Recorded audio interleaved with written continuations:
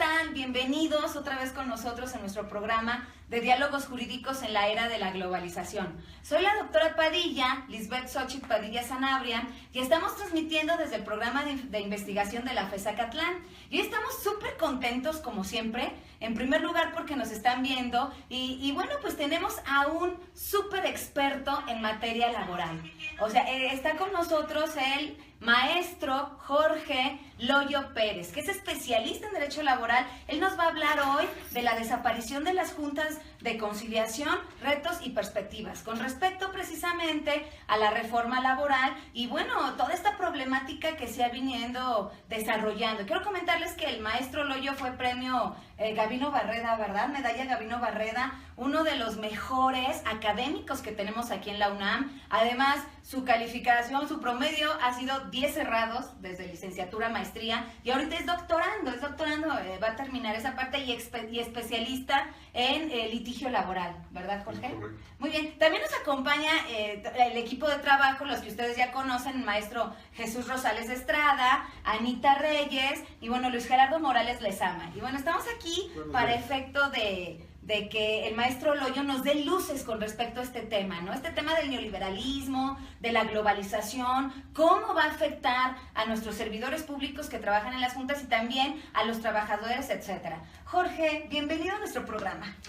Queridísima Liz, muchas gracias por invitarme. Es un privilegio estar aquí contigo. Gracias. Hay que ser agradecido. Y, gracias, Jorge. Gracias por tu obra, que finalmente es lo que nos conectó, por tus preciosos libros, donde encontré una línea de investigación que me ha interesado muchísimo. Y gracias por tu invitación para saber qué está sucediendo en la actualidad con la desaparición de las juntas de conciliación arbitraria. Así es. Entonces, no sé si quieran que proceda. Sí, procede y ya nosotros empezamos a hacerte las preguntas que consideremos pertinentes. Déjenme decirles que las juntas de conciliación y arbitraje originalmente no son un producto mexicano. Ah, ¿qué? Las juntas de conciliación y arbitraje fueron en su momento una solución en Nueva Zelanda de los conflictos laborales. Ah, ya. Cuando en Nueva Zelanda, que estamos hablando de el otro lado del mundo, en una época, esto es a finales del siglo XIX, por los años 1800 y fracción, logró su independencia. Y precisamente en estos movimientos de resistencia en la revolución industrial a un capitalismo salvaje, es que se organizaron estos trabajadores de origen británico y de origen de todas las comunidad, en este caso de Inglaterra, se organizaron y realizaron unas huelgas bestiales. Paralizaron Nueva Zelanda a través de estos movimientos de huelga.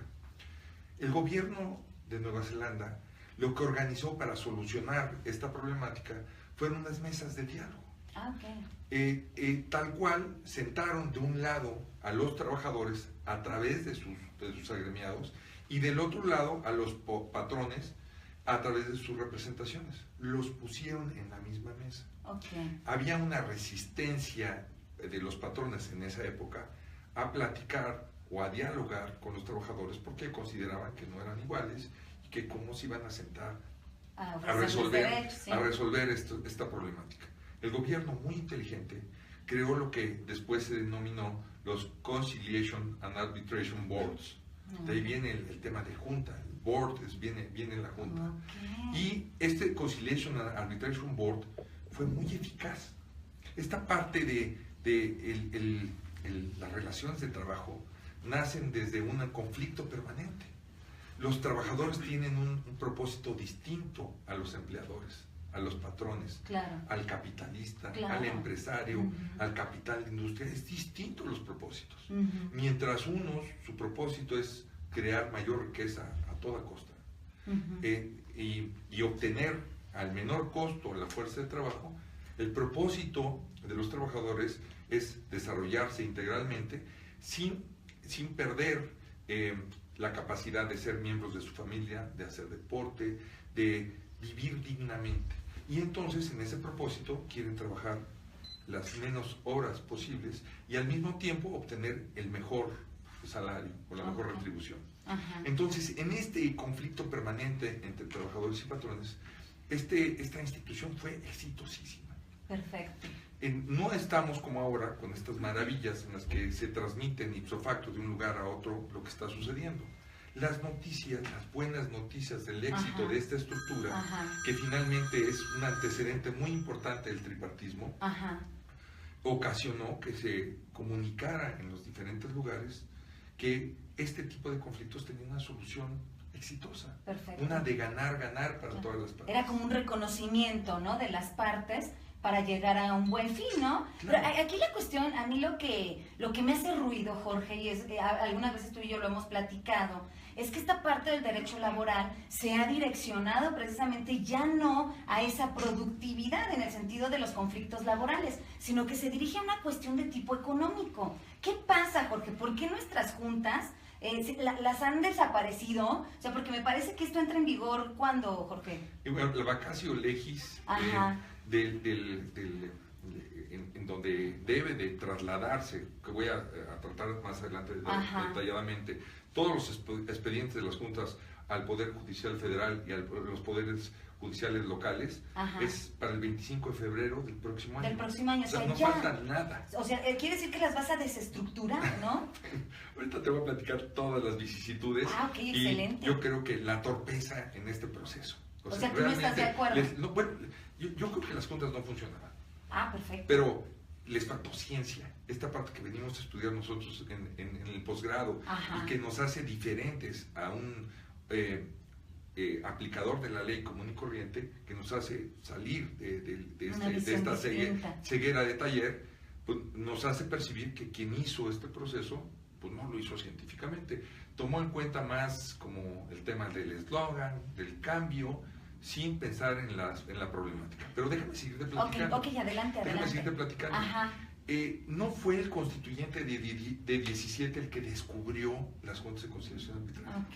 Fue el proyecto y la ley local, la ley Alvarado, en el estado de Veracruz, previo a la Constitución de 1917.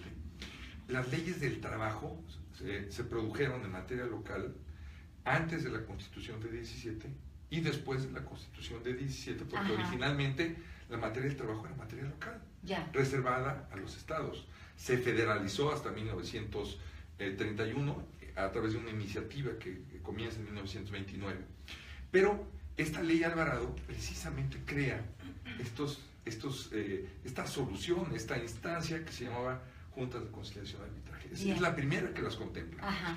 Pastor Rue, ustedes saben que cuando se crea el artículo 123 constitucional, no se hace en un ambiente profesional, se hace en la casa del ingeniero Pastor Rue, y donde intervienen muchísimos actores, más de 30 actores, pero no juntos, en diferentes momentos, y cada quien iba y aportaba a estos miembros de la comisión de Ajá. diputados constituyentes sus ideas. Ok. Unas de estas ideas son precisamente el instaurar una instancia que, distinta a los tribunales ordinarios, aplicara la justicia social. Ok. O sea, siempre hubo o ha existido una desconfianza por parte de los trabajadores y sus organizaciones a la forma en que los tribunales civiles habían aplicado las leyes del trabajo, aplicado una justicia estricta, Ajá. sin aplicar una justicia que tuviera como principio la justicia social y reconocer esta parte que tú mencionabas bellamente. Aunque no nos guste, la estructura es la economía. Ah, claro. Ajá. Y la estructura determina como una fuente real del derecho las normas jurídicas. Así ¿no? es.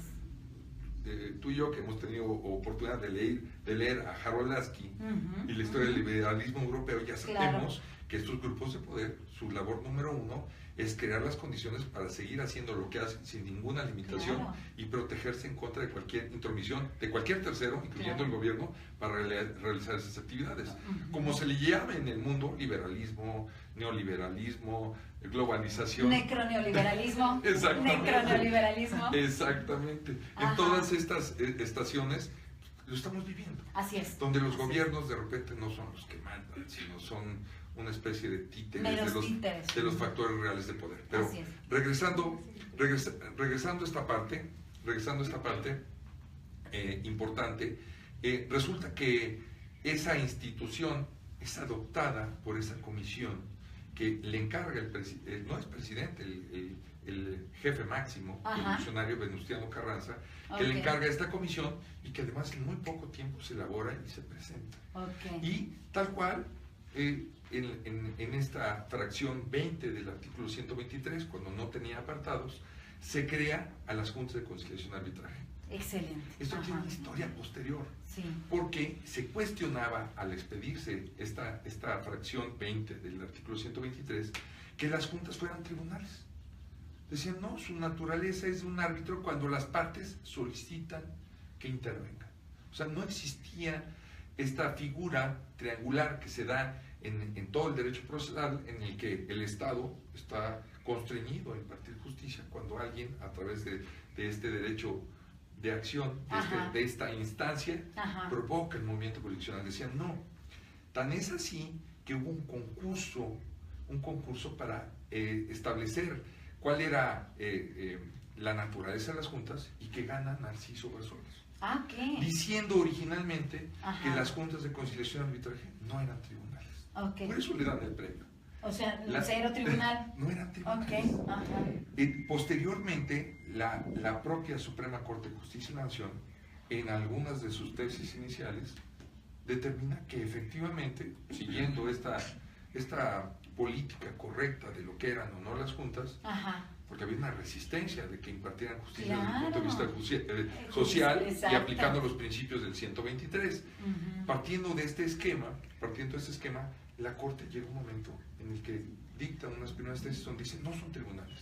Y como sucede tradicionalmente con la Suprema Corte de Justicia de la Nación y con sus actuales salas y con las anteriores, a diferencia de otros países en los que existe una especie de equilibrio donde hay balanza del ejercicio del poder, nuestra Suprema Corte de Justicia casi siempre ha estado de la mano de este poder. Ha tenido una evolución en la que al principio fue independiente y luego, a partir después del presidente Lázaro Cárdenas, ha sido una corte sumisa al Ejecutivo.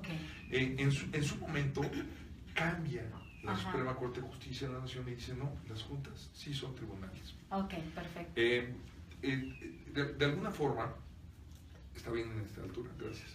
De alguna forma, una de las cosas que aprendemos en este proceso es que el motivo de la expropiación petrolera, esta que ya nos acordamos porque no está de moda. Exactamente, no la ponen dentro de la comunicación sistémica, ¿no? Exactamente, ya no está de moda. Es más, si buscan el texto de la génesis de los artículos 27 y 123 constitucional, que estaba publicada en la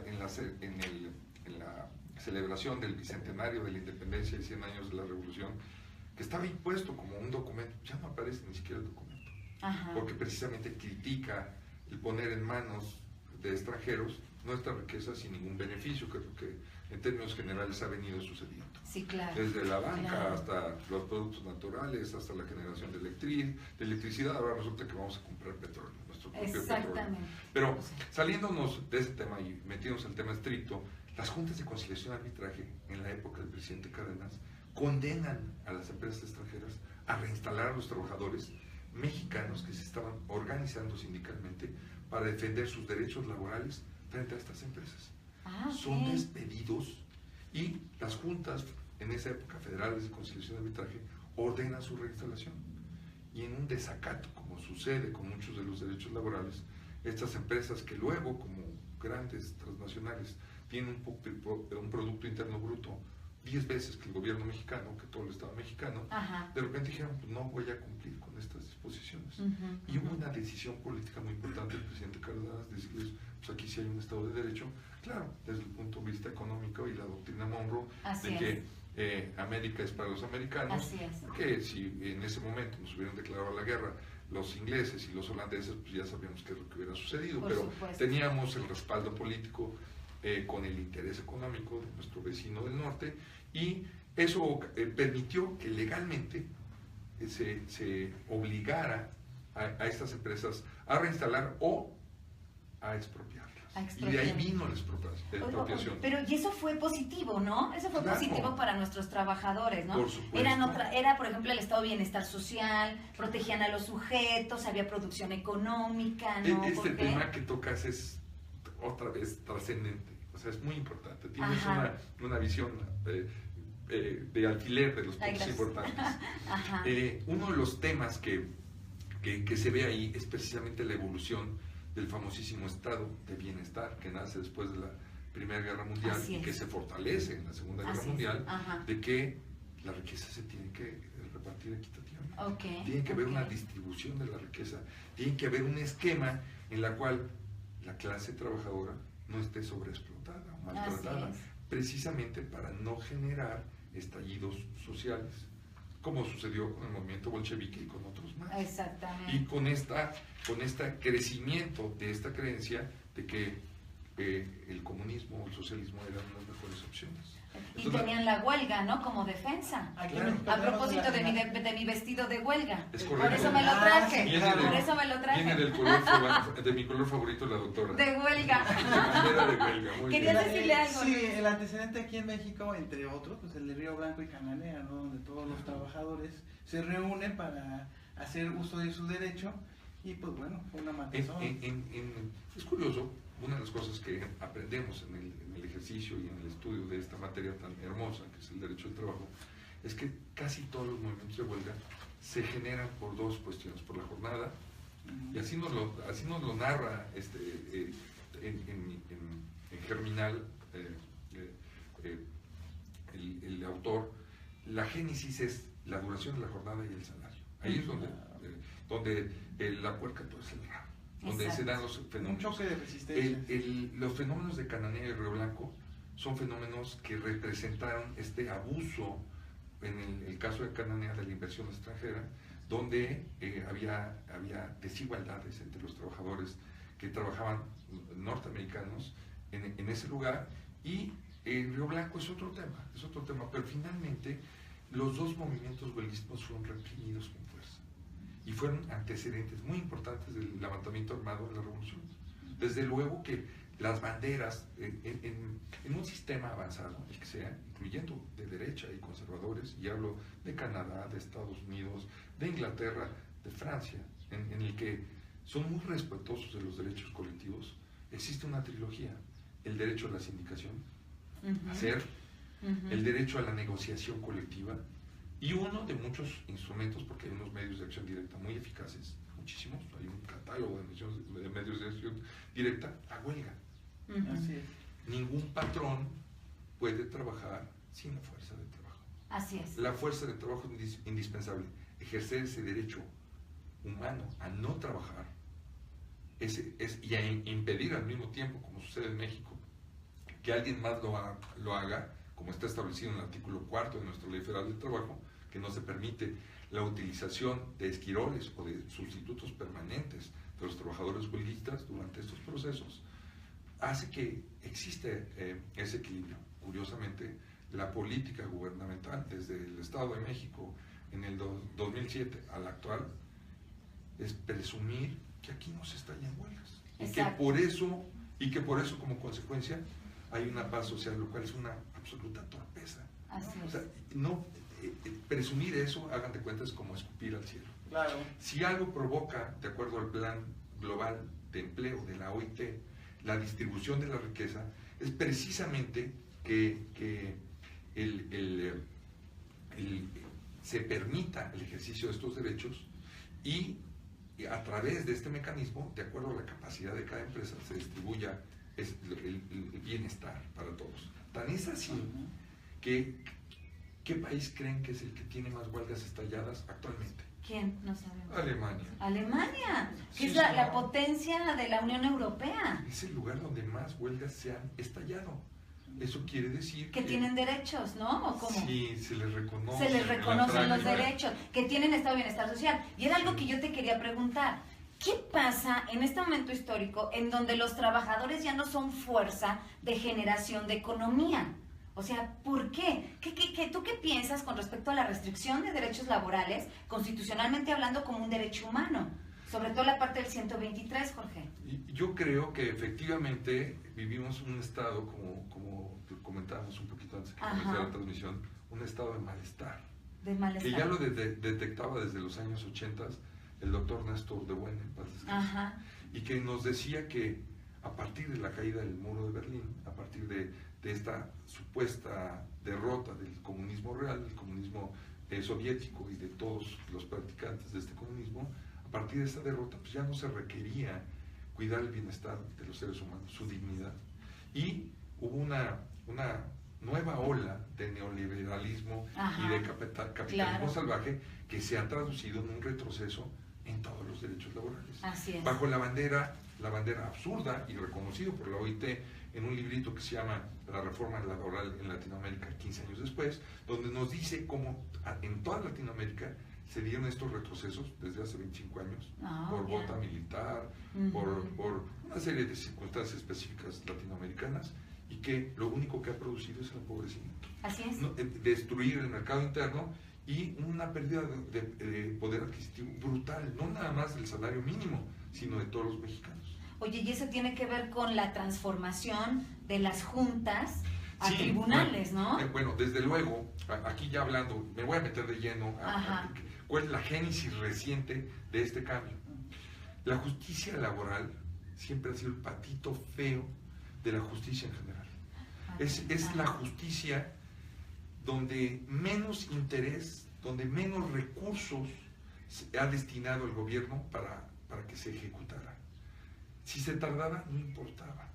Déjame decirte que sigue sucediendo eso. Sí, claro. A pesar de que el propósito eran medidas inmediatas para que esto se solucionara, al contrario. O sea, rápido les digo que en la Junta Federal de Conciliación y Arbitraje se ha jubilado personal, valiosísimo, experto, se ha despedido personal, ¿sí? Se ha prejubilado personal y no ha sido reemplazado. Yo no sé qué estén haciendo con el presupuesto, pero no está, hagan de cuenta que está peor que nunca. Oye, yo me acuerdo cuando litigaba, hace muchos años, que me iba a algunos municipios, por ejemplo, de Oaxaca, que tenían guacales de banquitos. Es correcto. O sea, no tenían ni siquiera máquinas de escribir. Pero no tienes que ir al estado con los ayuntamientos más pobres y con la menor cantidad de recursos como Oaxaca. Aquí en el Estado de México. El estado más rico, con mayor industria. Durante muchos años hubo una junta local en Cuautitlán de Romero Rubio que no tenía baños. Entonces, o una en Nezahualcóyotl, donde había un pasillito entre que básicamente yo creo que había hasta arrimones como en el metro por la falta de espacio, en la que era imposible separar a los testigos.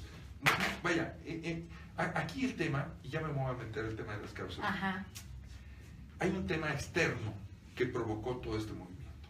El tema externo se llama el comercio mundial. El comercio mundial. Claro, hecho, la globalización. La globalización, de hecho, la reforma que tuvimos en 2012 es efecto de eso. Claro. Es efecto del Telecán, del Acuerdo Transpacífico, entonces, de neoliberalización. Entonces, ahí es donde empezamos con la reforma laboral de 2012, para favorecer la economía, no a los trabajadores, ¿no?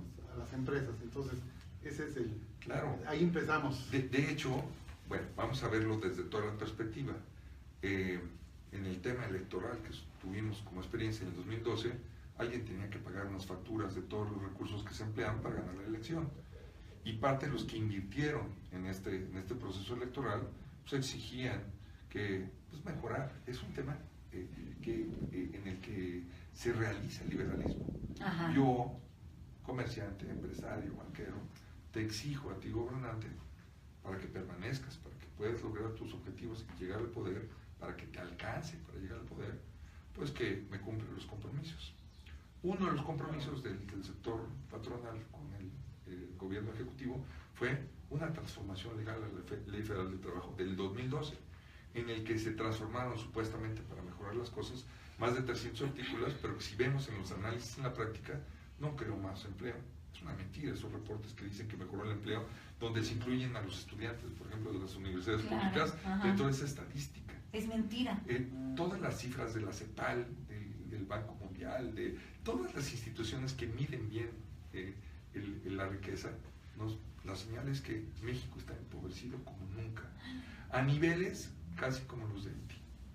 Tenemos una pérdida del poder adquisitivo de 80 y tantos %, todos, no nada más el salario. Escuchen, amigos, por favor, escuchen esta parte. Todos hemos perdido. ¿Y por qué? Porque no hay mecanismos que permitan la distribución de la riqueza. Ahora, les voy a decir, yo comparto las ideas del doctor Octavio Loizaga de la Cueva en el uso del derecho al trabajo. Una cosa es su esencia, otra cosa es su apariencia. Su esencia, pues sí, de justicia social, de mejor trato, de trato digno a los trabajadores. Su apariencia de protector a los trabajadores, no.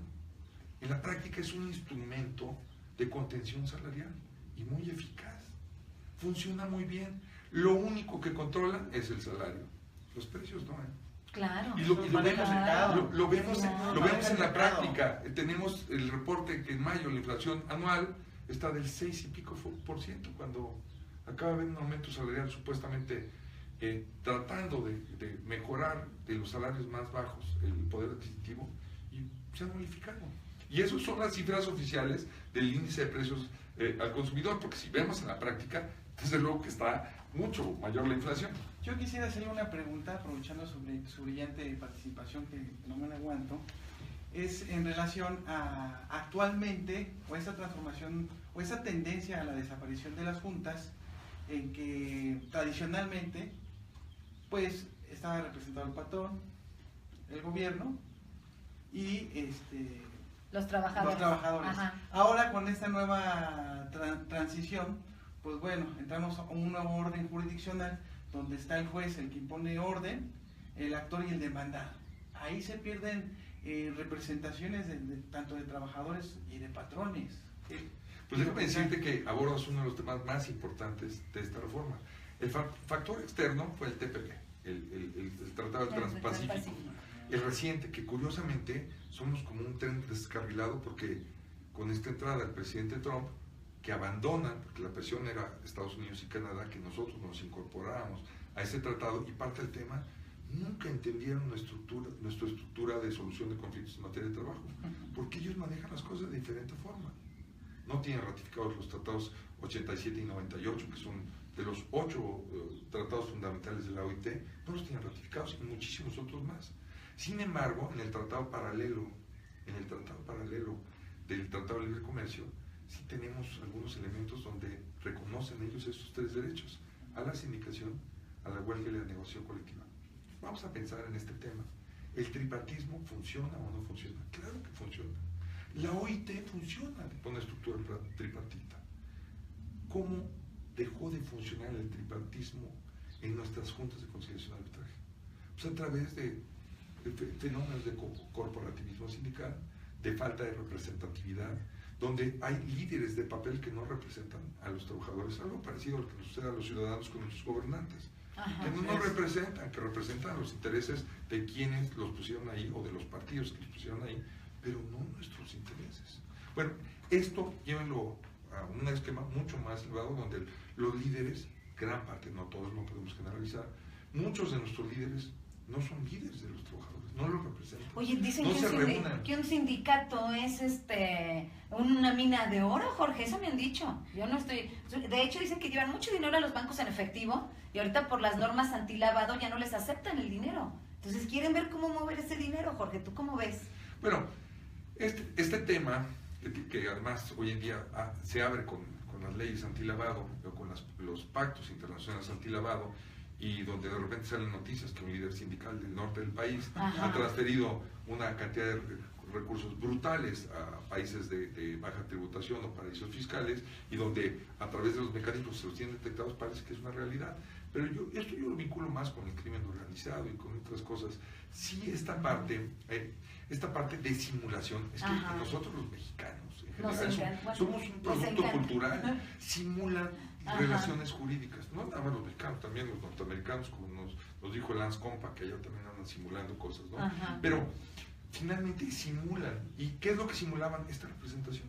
Entonces, la última realidad de las juntas de conciliación y arbitraje es que muchos, no todos, de estos representantes no eran auténticos representantes, ni se reunían en asambleas, ni participaban en comisiones, ni en un sindicalismo abierto representativo, que es lo que el gobierno nunca ha abierto las puertas. Realmente ha impedido ese realismo de defensa de los trabajadores eficaz, y muchos líderes sindicales en fenómenos previos como del charrismo, como del corporativismo, como el de me debes el favor de existir, que ahorita lo vamos a platicar si nos alcanza el tiempo, con este nuevo superorganismo público descentralizado que ahora se va a encargar, además de la conciliación de los asuntos en materia federal, de registrar todos los sindicatos. Le quitaron esa facultad a las juntas locales, y todos los contratos colectivos de trabajo le quitaron las facultades a las autoridades locales, en un centralismo brutal.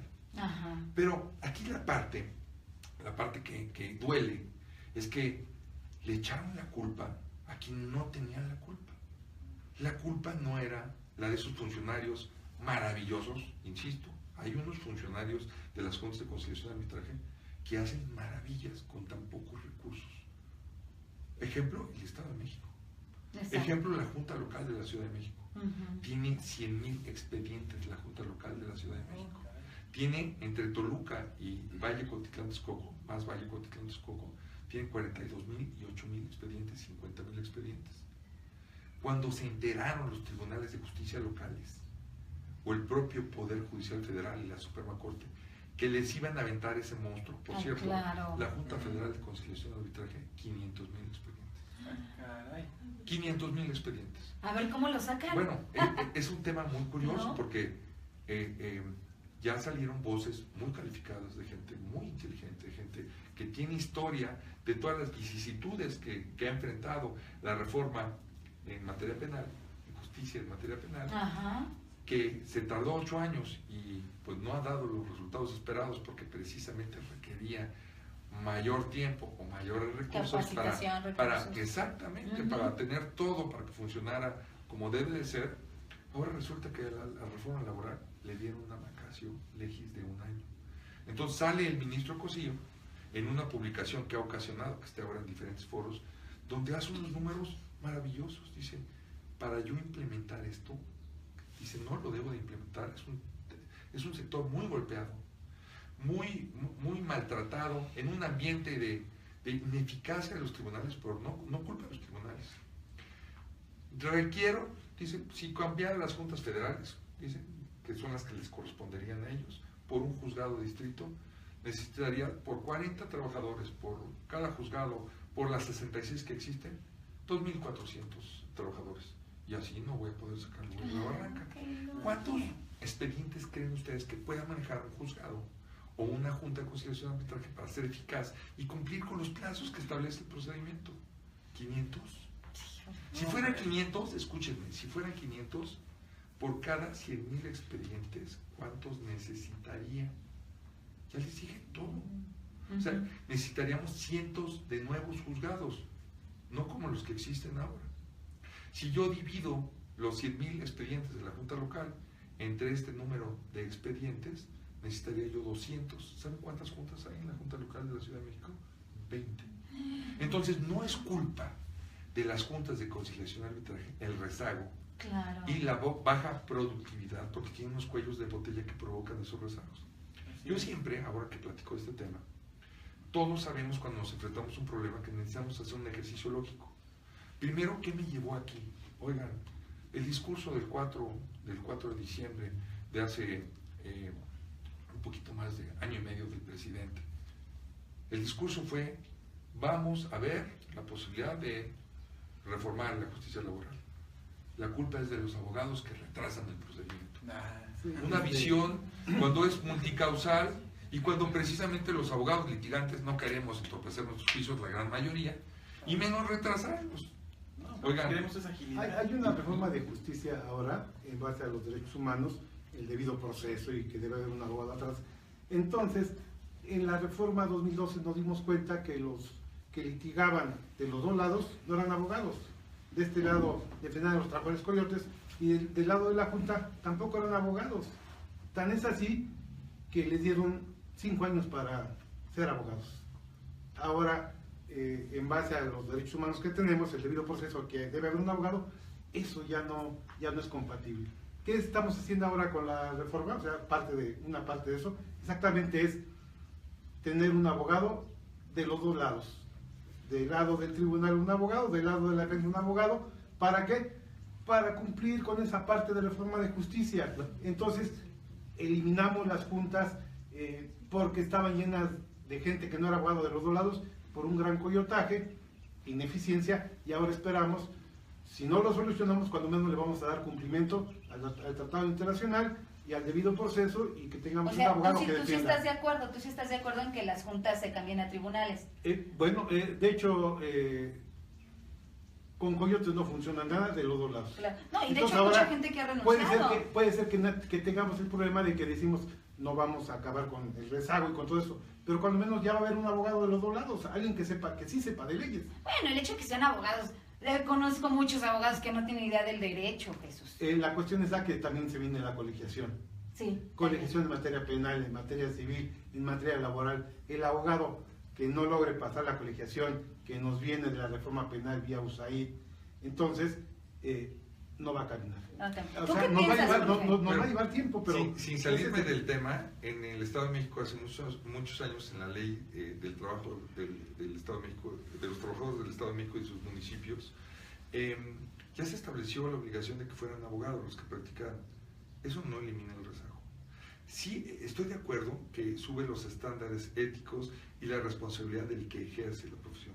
Aún así, creo que el solo hecho de profesionalizar, seguimos teniendo escuelas patitos. Y eso no garantiza que el que tenga una cédula profesional o un título sea una persona bien formada. Pero los títulos de la USAID vía colegiación este tema van a acabar con eso. Este tema de la colegiación tiene también tiene sus puntos. Yo he estado escuchando a algunos enemigos de la colegiación, yo estoy en pro de la colegiación, claro, que hablan que también hay colegios patitos. Ay, qué caray. Entonces, aquí somos un país donde va a llegar el caso de que, aunque no tenga yo el perfil ético, yo creo que sí es importante eso. Pero no, yo me voy a meter directamente, ¿por qué no funcionó esa reforma del 2012 y no se tradujo en una mejor impartición de justicia? Aquí el tema es, yo decía, tengo que saber cuál es el problema, cómo llegué a la situación actual. La parte histórica y retrospectiva, tengo que saber que fue multicausal. Pero aquí entre nos, la número uno, o sea, y yo no tengo la menor duda, es la falta de independencia de los tribunales laborales. Y la número dos, la falta de recursos. Hay muchísimas más. Yo insisto, es multifactorial el problema de impartición de justicia de las juntas. No, desde luego no fueron los abogados. Oigan, este tema se ha manejado, yo creo que injustamente, que en las juntas de conciliación y arbitraje, como si fuera un fenómeno exclusivo y aislado, hay unas redes de corrupción. Créanme que yo considero que somos un reflejo de nuestros valores en la sociedad. Así es. Si existe eso a nivel juntas, existe eso a nivel Tribunal Superior de Justicia, y créanme que hay una vox populi que eso sucedía en la Ciudad de México con este señor que se fue de embajador, y que sucede en algunos otros lugares del Poder Judicial Federal, en el que hay tráfico de influencias, en el que hay lobbying, en el que esas intervenciones hacen que se cambien las posiciones de los juzgadores. Entonces, yo no creo que esta parte, es más, tiene que ver con el derecho a la no discriminación. Parte del esquema de la reforma, y voy a retomar por orden. Yo tengo que saber cuál era la problemática para llegar. Segundo, tengo que hacer que no hicieron un diagnóstico. ¿Cuál es mi situación actual? ¿Qué tengo? ¿Sí? ¿Qué tengo de expedientes? ¿Qué tengo de personal? ¿Qué tengo el nivel profesional de mi personal? El nivel de experiencia, ¿no? ¿Qué recursos materiales, tecnológicos? Todo, ¿qué es lo que tengo actualmente?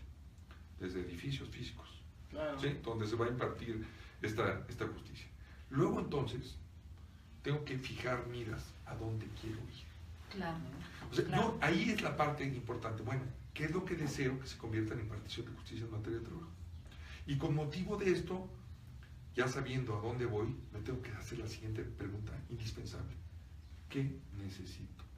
Aquí es donde los que participaron en este proceso aparecen como unos auténticos torpes o inexpertos, como sucede con gran parte de la estructura del gabinete de mi reinato que tenemos en el gobierno actual, donde no están las personas que deben estar y preparadas. Así es, Quienes verdaderamente tienen que abordar los problemas y resolverlos, expertos.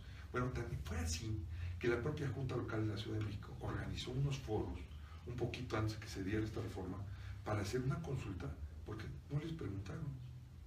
En este proceso no intervinieron sindicatos, no intervinieron organizaciones superiores a los sindicatos, federaciones y confederaciones, no intervinieron organizaciones patronales, no intervinieron impartidores de justicia en materia laboral federal y local, no se escuchó a los litigantes. O sea, ¿fue impuesto, Jorge? Claro, como dice por ahí un admiradísimo profesor, Arturo Alcalde Justiniani, hubo 14 huastecos, que fueron 14 sectores que opinaron, de los cuales únicamente 2 tenían una ligera idea de lo que se tenía que hacer. Y hablo básicamente de la Secretaría del Trabajo y de un asesor muy respetado en materia patronal, que no ve las cosas desde la misma perspectiva. Claro. En mi opinión personal, faltó poner en manos de los profesionales y utilizar la ciencia a dónde tendría que ir yo. Claro. Hoy no saben si lo que nos conviene es una impartición de justicia oral en materia laboral, y hablo de una oralidad en la que no se escriba con un estonógrafo lo que se está diciendo, porque siempre ha sido oral, ¿no? Lo que pasa es que se escribe, decía el doctor Cavazos, en paz descanse, que era una mentira esa parte de la oralidad en materia de trabajo, porque finalmente se registraba por escrito todo lo que decíamos. Pues ahora, o el juicio en línea, como se utiliza en Chile o en Brasil, en el que nos cuentan expertos de esas materias, Maximiliano Garcés y el mismo magistrado Arturo, ahorita se me fue el nombre del supermagistrado, pero ahorita se los platico, lapsus brutus.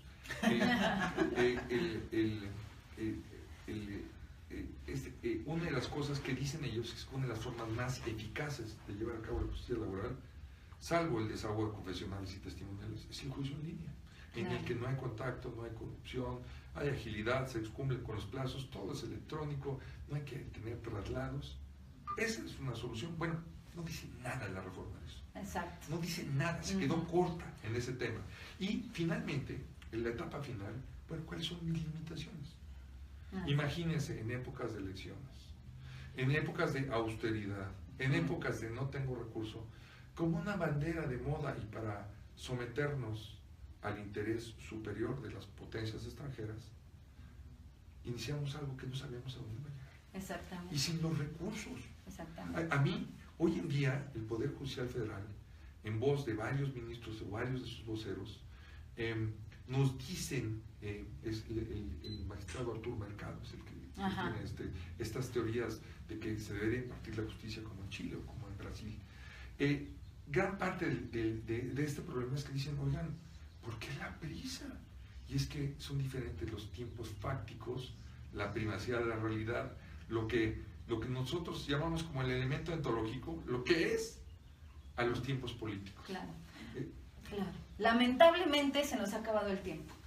Te invitamos a concluir, Jorge, a toda la gente que nos está viendo, insisto, la gente de la fanpage, la gente del Facebook, todo lo que han compartido, ¿qué es lo que nos espera con este cambio de junta local a tribunal? ¿Tú qué consideras, Jorge? Bueno, parafraseando a un ministro en retiro de la Suprema Corte, que admiramos mucho y que es una gente maravillosa e íntegra, ojalá y sepan lo que están haciendo. Ay, creo que nos llevan a un inminente fracaso. Yo creo que urge retomar, porque además esta parte donde ponen los gobernantes en turno basura en nuestra Constitución, no hay manera de inmunizarla si sigue esta simulación de democracia que tenemos practicándose. Creo que tenemos que vacunar o proteger a nuestra Constitución de estos cambios abruptos de alguien que no sabe pero que es ejecutivo. Exacto. Creo que por lo menos deberían darle una vacatio legis como la que le dieron a la justicia penal. 8 años. Por lo menos algunos otros miembros del Poder Judicial hablan mínimo 3 años. Ajá. Explíquenme dónde vamos a construir esos 200 tribunales o esos 500 tribunales que se requieren en materia federal, ¿dónde los vamos a construir? ¿Quién construye un edificio inteligente con todos los requisitos en un año? Es una estupidez. Oigan, y hoy no hay las previsiones financieras y tristemente un tema que a mí me lastima mucho, con una discriminación terrible del Poder Judicial Federal y del Gobierno Federal hacia los miembros de la Junta de Conciliación y Arbitraje, que son personas expertas, que por cierto la reforma dice que deben de tener experiencia, que tienen conocimientos y que los califican, o los descalifican o los discriminan porque es una red de corrupción. Yo creo que se les debería dar auténticamente la oportunidad de incorporarse y que no se ajuste a esos nuevos parámetros de integridad, de ética, de conocimiento, lo hagan a un lado. Pero sinceramente, y voy a hacer una cosa, he estado presente con algunos juzgadores federales, con algunos juzgadores locales, con algunos magistrados del Poder Judicial Federal que no tienen nada que hacer con nuestros juzgadores laborales. Nada, están perdidos, no sé qué nos vaya a pasar. El ambiente es de incertidumbre, claro. Con Claro. una insensibilidad terrible. Se dijo que se respetarían los derechos de los trabajadores de las juntas, pero nunca se ha dicho cómo. Son palabras en el vacío dichas por políticas de discurso que los dejan en un estado de... Completamente. Y en la praxis de discriminación. A mí me gustaría que me invitaran en otra ocasión. Claro, les platiqué. Esta es tu casa. Se nos fue el tiempo a esta parte de hablar rapidísimo. Mucho. Sí, claro. Me gustaría entrar a los detalles de este cambio en el que todos los expedientes a partir del 25 de febrero del próximo año tendrán que estar en el poder del Poder Judicial Federal y en los poderes locales o en los tribunales superiores de justicia locales, que créanme, muchos se angustian por el tema económico. Sí, esos ya están saturados. Ahora claro. quiero imaginar el tremendo problema que ahora le aumenten todos los... Es que es imposible, Luis, o sea, es imposible. Claro. Es que es pensar algo inexistente, es lo que siempre hemos dicho a través del discurso del derecho que fácticamente no sirve, no es funcional y sobre todo cuáles son las consecuencias, no solamente jurídicas, Jorge, sociales. O sea, ¿cuáles son las consecuencias para nuestros trabajadores, para los de las juntas? Ya no saben si renunciar, quedarse, no saben a dónde van a quedar. No sé, tú corrígeme. Pero al día de hoy, que yo sepa, no saben cómo van a quedar laboralmente hablando. Sí, uno de los problemas de México es que ya no hacemos aquí nuestros derechos ni nuestras leyes para nosotros. Atendemos a lo que nos indica Estados Unidos, vía Plan Venera, vía USAID. En los programas USAID encontramos la gran reforma de justicia penal, la gran reforma laboral, la reforma educativa y la colegiación. Todos los colegios de aquí piensan que van a colegiar. No van a colegiar a nadie. Ya está por ahí el proyecto de reforma de colegiación. Va a haber aproximadamente 2 colegios por el estado que van a poder colegiar, más 2 federales, algo así. Entonces, pero esa línea viene de USAID. Entonces, los colegios que están ahí ahorita puestos, técnicamente no le va a tocar a ninguno hasta que los elija por ese camino de la USAID. Yo de verdad estoy de acuerdo con Jorge. O sea, independientemente de que nuestra norma sea transnacional, o sea, de que la debamos cumplir a nivel transnacional, no puede ser que no tengamos personas inteligentes que no puedan adecuar esa norma a nivel local. O sea, para que no haya, ¿cómo te diré? A mí me parece que es un robo a vistas. O sea, esto que nos está manifestando Jorge, que yo no lo sabía, de verdad, yo creo que la mayoría de los que estamos aquí no sabíamos las cifras, que son sumamente importantes. O sea, ¿cómo van a hacer para resolver tantos asuntos con 2, 3 personas, 15 personas en un tribunal? O sea, por favor, yo creo que no nos debemos hacer ideas falsas, que en mi pueblo, Monclova, Coahuila, le dicen de otra forma, la verdad. Entonces, en ese sentido, Jorge, a mí me preocupa mucho lo que tú dices, porque sabiéndolo de una persona de tu envergadura, de cómo conoces la norma laboral, que te preocupes, híjole. Por eso cuando tú dijiste, ¿sabes qué? No sé a dónde, pues te lo juro que a mí se me enchinó la piel, que dije, caray, si Jorge pierde la esperanza, que conoce la norma laboral, imagínense nosotros, ¿no? Y bueno, insisto, lástima que se nos está acabando el tiempo. Hay muchos puntos que tratar. Claro. Estos nuevos principios que incorporaron en la reforma constitucional para aplicar la justicia laboral son principios de estricto derecho. Claro. Se les olvida cuáles son las finalidades del derecho al trabajo, cuáles son sus características. Exacto. ¿Cuáles son los principios que rigen la forma de interpretar y las fuentes del derecho al trabajo? Claro. En un plumazo, no sé si a propósito, que quiero pensar lo que no, se les olvidaron esos principios. Claro. Cuando no hay una relación de igualdad. No hay representatividad. O sea, como ya lo advirtió el ministro Cosío, este es un posible detonante de un estallido social. Porque si a los sindicatos, si a los trabajadores no se les permite una aplicación de justicia, tienen razón, es un tema social, el derecho al empleo, a conservar el empleo, Claro, cuando a ya ser no hay retribuido justamente, oportunidades. a luchar a través de los medios constitucionales e internacionales establecidos, como son la sindicación, como la negociación colectiva, como el ejercicio apropiado de la huelga. Si no se les permite, se va a tener que acudir a los medios de acción directa, que ya los hemos visto con relación a los profesores, que no son nada hermosos y que no benefician a nadie. Yo creo que debe haber un sistema real donde se les permita a estos actores ejercer sus derechos, no como ahora, como un freno absoluto, claro, donde no se permite el estallamiento de una sola huelga absurdamente, y que da vergüenza platicarlo con otros especialistas internacionales del tema. Oigan, pues vienen tiempos difíciles, o sea, eso es un hecho. O sea, desde todas las materias que nosotros hemos estado analizando, la materia internacional, la materia laboral, la materia penal, la materia civil, o sea, de verdad, vienen tiempos muy difíciles para nosotros como sociedad. Jorge, ¿dónde te pueden encontrar? ¿Dónde te pueden localizar? Bueno, yo aparezco en Facebook públicamente. Sí tengo protección de mis redes para que no me publiquen cualquier cosa, como cualquier persona que tiene esa experiencia. Claro. Aparezco como Jorge A. Loyo Pérez, con una foto parecida a la que estoy. Hoy no me peiné tanto, hoy me peiné más. Ajá. Y pues desde luego que me pueden contactar, y siempre tengo unos grupos de estudio.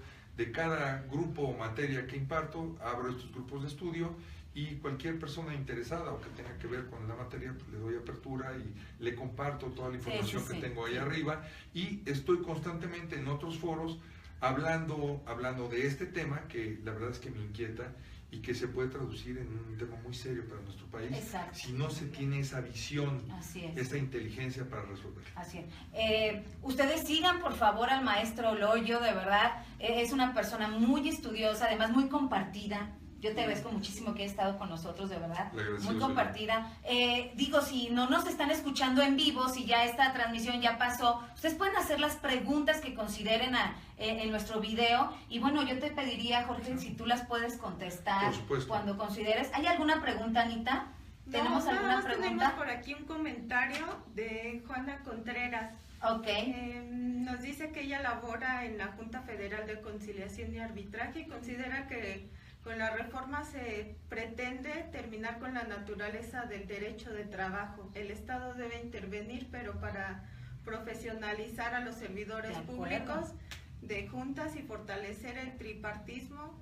Claro, lo que decía Jorge. Gracias, Juanita, gracias. Jorge, ¿quieres comentar algo? No, estoy completamente de acuerdo. De hecho, en la creación de este superorganismo público descentralizado, que absurdamente lo desconectan de la impartición de justicia laboral, yo no entiendo por qué lo desconectan. Se le da esas características de independencia, de autonomía financiera, de ejercicio de las acciones necesarias, lo que necesitaban las juntas. Exacto. Hay voces voces que escuchan del Poder Judicial que dicen vamos a arrancar el nuevo sistema sin personal que haya estado en las juntas. Sí, porque, o sea, ellos traen así como que un buen discurso, o sea, fíjate, es un buen discurso diciendo que había corrupción al interior de las juntas, pero lo cierto es que para que se lleve un juicio, un proceso en materia laboral, se requiere completa especialización simplemente en la conciliación.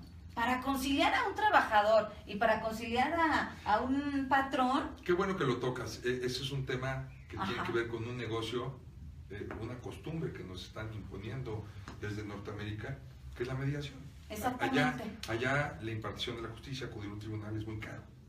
Cuesta mucho. Yo he conocido partes dentro de una controversia que terminan en un concurso mercantil porque no tenían para pagar al abogado. Y aquí es gratuita, pero nos están tratando de imponer. Por eso existe ahora esta efervescencia, que yo no estoy en contra de la mediación, de estos mediadores profesionales, porque como no va a tener capacidad este nuevo organismo para atender todas las negociaciones, algunas se van a privatizar, como sucede actualmente en Estados Unidos, y se van a negociar en lugares distintos a un tribunal cuestiones laborales. Ay, no, sí, de hecho, si no hay conciliación previo a un juicio laboral ahora, obligadamente el trabajador debe ir a una junta de conciliación. Si no va a la junta, no hay juicio. Ese es el paso. Y no saben si con demanda o sin demanda, o no saben si va a cortar la prescripción, no saben si dentro de este proceso conciliatorio tiene que haber una secreto de lo que se trató ahí, si se va a utilizar como prueba lo que se trató allí, como un antecedente. No hay nada, verdaderamente estamos en pañales. Y atendiendo al tema de negociación, es curioso porque en la mediación, la negociación, el principio que rige es la voluntad. Tiene que ser voluntaria. Sí, claro. Aquí está claro, impuesta, ¿eh? Claro. Y además incorporada a la Constitución. Claro, por supuesto. No nos quedó, ya está en la Constitución. O sea, yo no tengo un acceso efectivo a la justicia porque tengo que agotar ese requisito. Y no nos dice cómo ni cuándo nos tenemos que esperar a esta legislación secundaria, que si va a tener el mismo proceso de formación y de escrutinio que la reforma constitucional, nos espera una, lamento decirlo, pero algo no bien preparado. No bien preparado. Oye, y de hecho es un lema en el país ahorita, ¿no? Estamos para aprender, ¿no dicen por ahí? Todos para aprender, o sea, olvídate de la especialización. No, pues, bueno, mis queridos amigos que nos siguen, que nos acompañan, de verdad, les agradecemos muchísimo que estén con nosotros. La próxima semana tendremos un tema diverso, igual que el del día de hoy, en el sentido de interesante. Muchísimas gracias. Soy la doctora Lisbeth Xochitl Padilla Sanabria. Nos pueden seguir en mi fanpage, Lisbeth Xochitl Padilla Sanabria, en mi Twitter, LZBet Padilla 2, o en mi Facebook personal, Liz Padilla. Muchísimas gracias a todo mi equipo de trabajo, Anita Reyes, mi querido amigo Jorge Antonio Loyo Pérez, Jesús Rosales Estrada, Luis Gerardo Morales y bueno, Rubí Avilés, que hoy no pudo estar con nosotros por cuestiones de tipo personal, pero bueno, aquí estamos. Muchas gracias también a Mimi por ahí que nos está apoyando. Un abrazo a todos y nos vemos la próxima. Bye. Hasta luego.